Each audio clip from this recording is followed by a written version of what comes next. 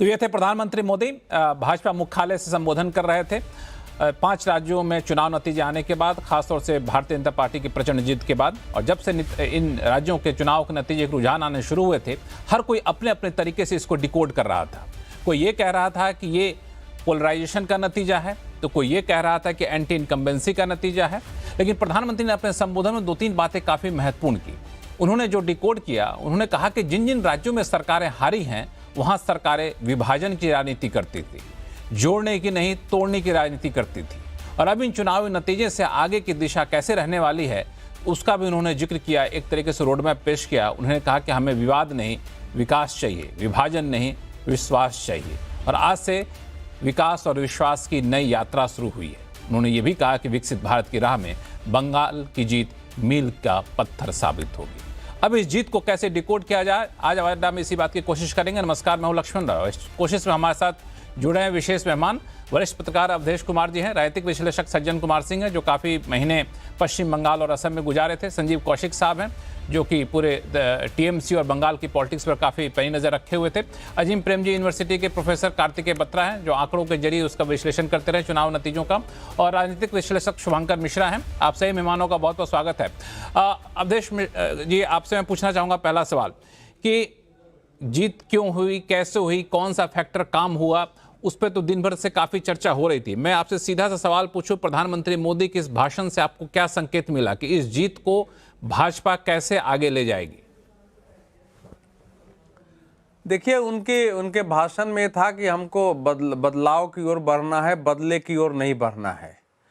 और उन्होंने ये भी कहा कि भाई, हमने कहा था कि ये गंगा से गंगा सागर भी है।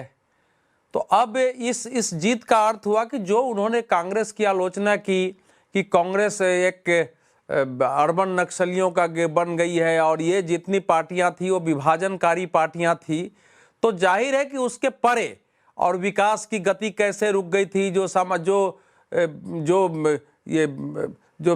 सरकार के, जो केंद्र सरकार के कार्यक्रम है, यहाँ कैसे बाधा डाला गया, कैसे भाजपा के कार्यकर्ताओं ने बलिदान दिया।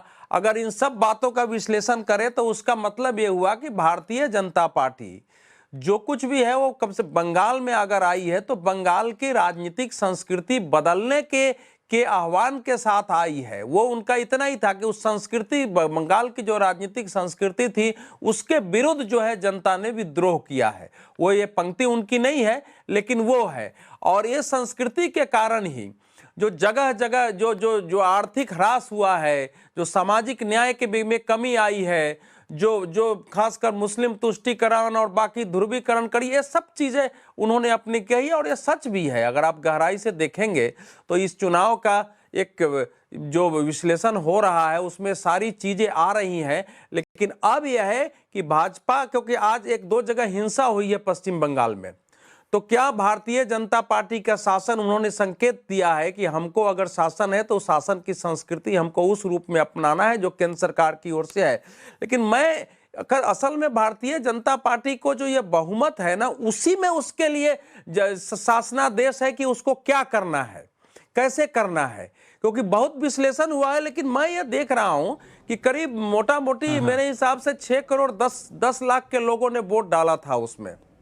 तो उसमें से अगर मैं 30% मुस्लिम मत को हटा देता हूं, 70% बचता है, उसका अगर 70% करिए तो तृणमूल कांग्रेस को अलग से वोट नहीं मिला है। 1 करोड़ 80 लाख के आसपास, 1 करोड़ 70 लाख के आसपास, मान लीजिए 1 करोड़ 65 लाख जो मुस्लिम मत है, उसके अलावा जो उनके काडर का, उनसे जुड़े हुए लोग हैं, वहीं तक उनके मत सीमित रहे हैं। तो इसका मतलब विचार करने का है, और बीजेपी के लिए विचार करने का है कि हिंदुओं का इतना बड़ा बहुमत आखिर इतना विद्रोह करके किसी पार्टी को जिताने के लिए एक सत्ता के विरुद्ध कैसे आया है। क्योंकि ये टोटल हिंदुओं का वोट है, और हिंदुओं के वोट में मेरा मानना है कि 72-71-72% वोट केवल बीजेपी को आया। थोड़ा सा ज्यादा भी हो सकता है, अभी शायद मैं उसका मूल्यांकन नहीं कर रहा हूं, क्योंकि मतलब भारतीय जनता पार्टी का 45 लाख वोट बढ़ा है पिछली बार से, 42 लाख इसका घट गया है तृणमूल कांग्रेस का। तो ये बहुत बड़े मतलब परिणाम है, अभी तक इस रूप का परिणाम, यद्यपि असम का भी परिणाम थोड़ा इस रूप में था। दरअसल ये कहा जाता था कि ममता बनर्जी की चुनावी रेस जो है वो 30 मीटर से आगे शुरू ही होती है, क्योंकि 30% तो जनसंख्या अल्पसंख्यकों की है, मुस्लिमों की है। लेकिन जिन जिन क्षेत्रों में मुस्लिम की संख्या बहुत ज्यादा थी वहां भी तृणमूल कांग्रेस की हार हुई है। ये भी अपने आप में काफी गौर करने वाली बात है। संजीव कौशिक जी, आप कैसे देख रहे हैं इसको? सबसे पहले एक बात लक्ष्मण जी की, जहां जहां जिन जिन राजनीतिक दलों को जीत मिली है उनको बहुत बहुत शुभकामनाएं और बधाई। निश्चित तौर पे हम लोग बैठे ही हैं विश्लेषण करने के लिए, तो विश्लेषण करेंगे ही। मेरा मानना यह है कि भारत के इतिहास में ये नई एक रवायत चल पड़ी है कि डबल इंजन की सरकार होगी तभी राज्यों का विकास होगा।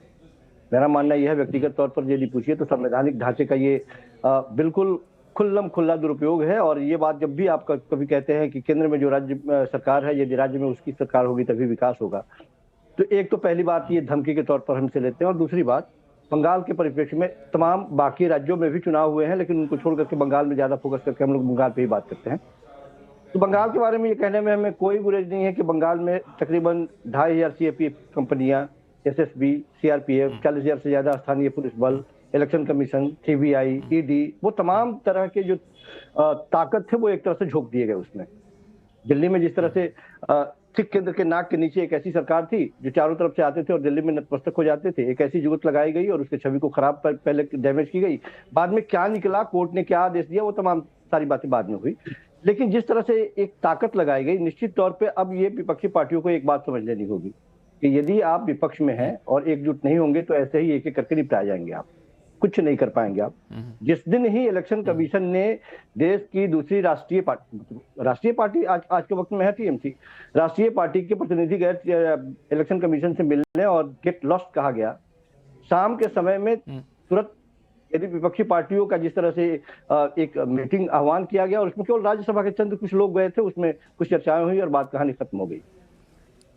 छोड़ दीजिए, क्यों चुनाव लड़ना जब एक सरकार ऐसी है जो लगातार ये बात कह रही है कि हम दिल्ली में हैं और दिल्ली की ही सरकार राज्यों में होगी तो राज्य का विकास करेंगे, और उस पर आप नतमस्तक हो गए। आप ये नतीजे आने के बाद में अब राजनीतिक दल के लोग जो कुछ भी कहे कि इलेक्शन कमीशन हमारे साथ गलत कर गया, नाइंसाफी हो गई, केंद्रीय एजेंसियां नाइंसाफी, आपको पहले से पता था ना। तो अब इन बातों का कोई मतलब नहीं है। यदि सचमुच में ईमानदारी पूर्वक का विरोध करना चाहते हैं तो इलेक्शन में जाते क्यों, मत जाइए ना। और यदि जाते हैं तो इस बात का कोई मतलब नहीं बनता है, करने दीजिए।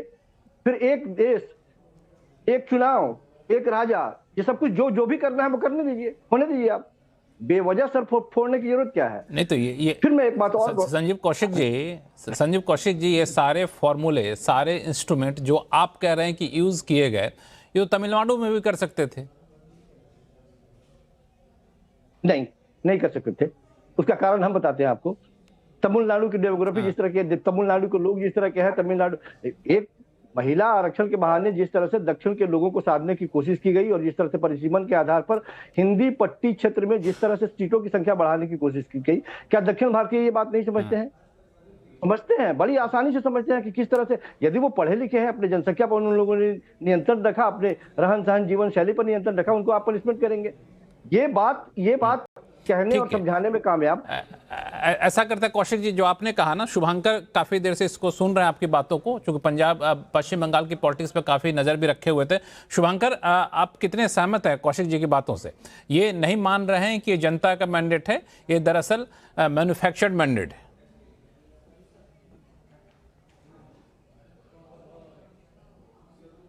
आप म्यूट पे हैं शुभांकर।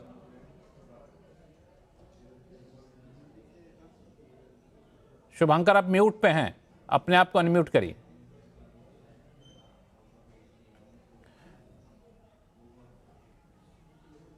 नमस्कार लक्ष्मण जी, माफ कीजिएगा।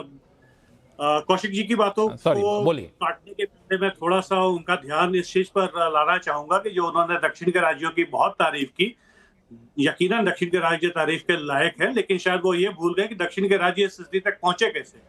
शायद वो फ्रेट इक्वलाइजेशन पॉलिसी को कभी याद नहीं करना चाहेंगे, जिसकी वजह से बंगाल और बिहार और झारखंड का पूरा खनिज उठ के समान भाड़े पे वहां जाने लगा। कुछ चीजें ऐसी होती हैं जो अगर आप अपने चश्मे से देखें तो उसके बाहर आपको कुछ नहीं दिखाई देता। कौशिक जी के साथ यही हो रहा है। केंद्रीय बल जब वहां पहुंचे बंगाल में, तो केंद्रीय बलों ने क्या किया? क्या किसी पार्टी के पक्ष में उन्होंने जाके वोट दिया?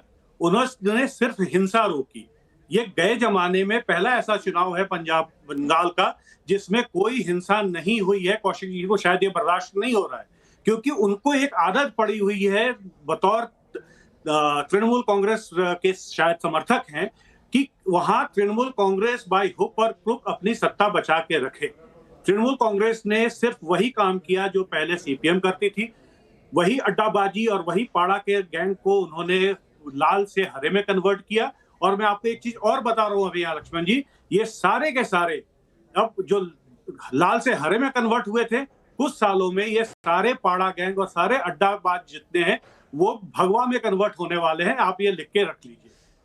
पश्चिम बंगाल में इस चुनावी विजय के साथ भाजपा वहां पर जातिवाद की एंट्री कराने वाली है, और वहां पे जो कट मनी और ये था, ये भाजपा का और तृणमूल का और सीपीएम का काम नहीं है, ये वहां के रंगदारों का संस्कार है।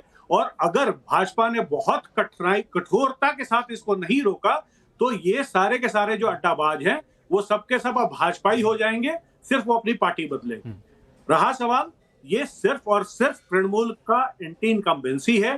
तृणमूल की हरकतों से लोग पूरी तरीके से दुखी थे। जिस तरीके से खुलेआम मुस्लिम अपीजमेंट हो रहा था, उसका ये काउंटर हिंदू अपीजमेंट है, इसमें कोई दो राय नहीं है। और ऐसा नहीं हो सकता कि मुस्लिम अपीजमेंट अगर कोई पार्टी कर रही है उसको आप डेमोक्रेसी बोले, और कोई पार्टी उसके बदले में या जनता उसके बदले में खुद आकर हिंदू पोलराइजेशन करने लग जाए तो उसको आप बोले कि जी ये तो मतलब मिलिटराइजेशन ऑफ इलेक्शन है, या फिर आप चुनावी ध्रुवीकरण कर रहे हैं। ठीक है, कार्तिकेय और हाँ बिल्कुल कौशिक जी 5 सेकंड नहीं 15 सेकंड लीजिए, 15 सेकंड लीजिए, 15 सेकंड 5 सेकंड 15 सेकंड लीजिए। मैं सिर्फ ये कह रहा हूं कि भारत के इतिहास में पहली बार ऐसा देखा गया कि किसी स्टेट के इलेक्शन में इतने मात्रा में प्रशासनिक अधिकारियों की तबादला। दूसरी बात, हमें कोई एतराज नहीं है यदि इलेक्शन कमीशन का ऑब्जर्वर यदि भेजा गया, तो इलेक्शन कमिश्नर के ऑब्जर्वर का काम यह होता है कि अपनी आंख खुली रखे, कान खुली रखे, जबान बंद रखे। धमकाता है इलेक्शन कमीशन का ऑब्जर्वर जाकर के घर घर में धमकाता है, धमकी देता है। ये इलेक्शन कमीशन का काम है। आपने बहुत